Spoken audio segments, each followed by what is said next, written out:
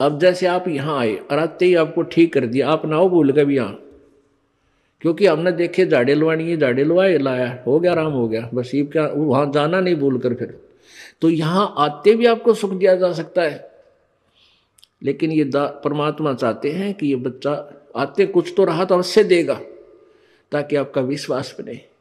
और आप पर आज कलयुग में आगे हो इतने पाप है गिनती नहीं, एक सुख थोड़ा बहुत मालिक अपनी तरफ से अवश्य देता आपको, फिर 100 संकट और हैं अभी तो आपके ऊपर बैलेंस, वो भी निवारण करवाने हैं, तो फिर आपको बुलाया जाता है कि आप महीने में एक बार अवश्य आइए।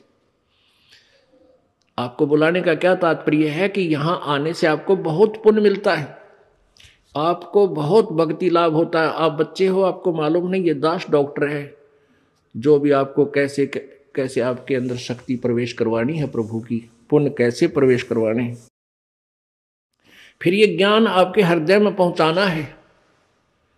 और जिस दिन आपकी श्रद्धा पूरी हो जाएगी, आप सपने में भी दुखी नहीं होगे, ये सत्कर मान लेना। क्योंकि पाप जब बढ़ जाते हैं, दिन में भी दुखी, सोए फिर भी दुखी, क्यों सपने भी बुंडे बुंडे आवे।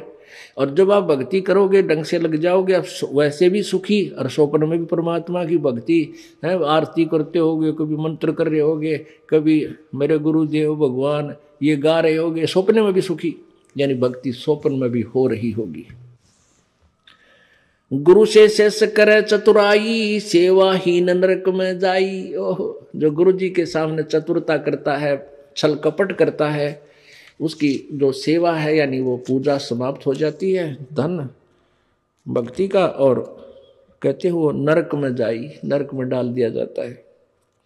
शेष होए सर्वस्व नहीं वारे, ये कपट मुख प्रीत उचारे। शेष होके और समर्पण नहीं किया तो क्या का काय का भगत वो, और हिये कपट मुख प्रीत उचारे, अंदर तो दोष है, ऊपर तो मीठा बोला है, ये भगवान को